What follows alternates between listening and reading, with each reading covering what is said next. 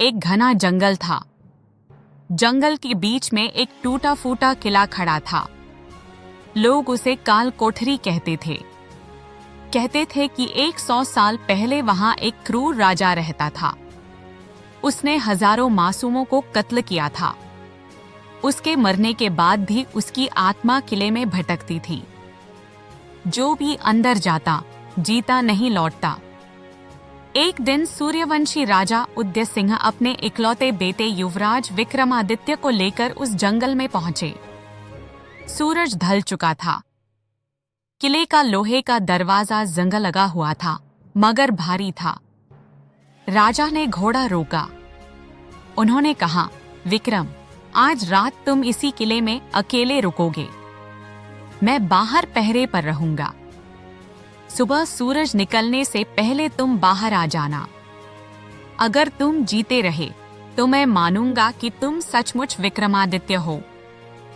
विक्रम ने कुछ नहीं कहा। उन्होंने घोड़ा बांधा, तलवार कमर में लटकाई, पानी की मशक कंधे पर रखी और किले के अंदर चले गए। दरवाजा अपने आप भारी आवाज के साथ बंद हो गया। अंदर घुप्पा अंधेरा था। हवा में सड़ांध थी। विक्रम ने मशाल जलाई।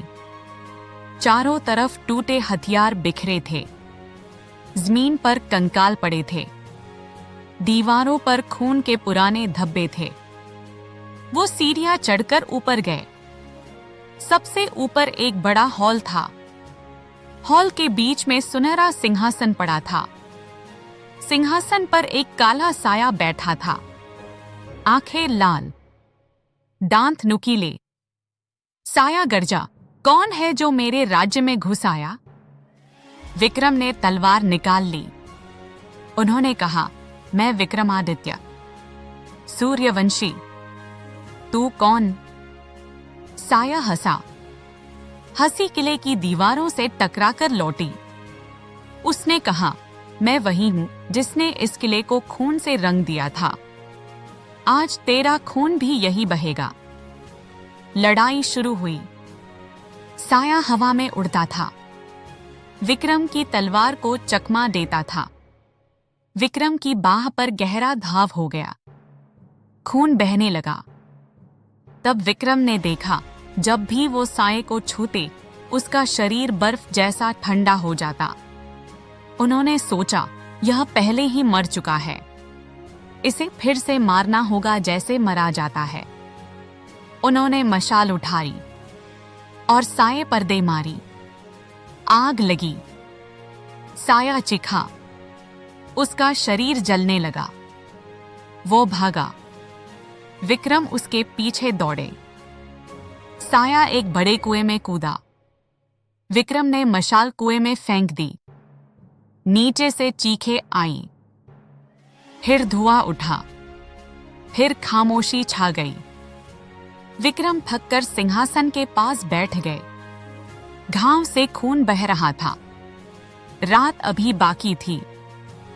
अचानक उन्हें लगा, कोई उनकी पीठ पर हाथ रख रहा है। उन्होंने मुड़कर देखा। कोई नहीं था। फिर एक मीठी आवाज आई, युवराज, तुमने मुझे मुक्त कर दिया। विक्रम ने पूछा, तुम कौन? आवाज ने कहा, मैं इसी किले की राजकुमारी थी। उस क्रूर राजा ने मुझे और मेरे पूरे खानदान को मार डाला। मेरी आत्मा भी यहीं फंसी थी। तुमने उसे जला दिया।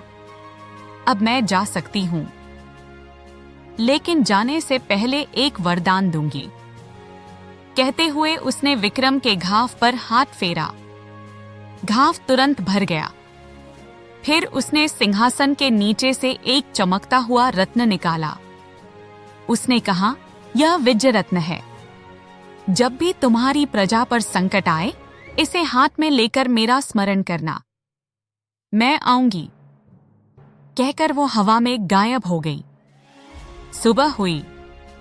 किले का दरवाजा अपने आप खुला। बाहर राजा उदय सिंह खड़े थे। उनकी आंखों में आंसू थे। विक्रम बाहर निकले।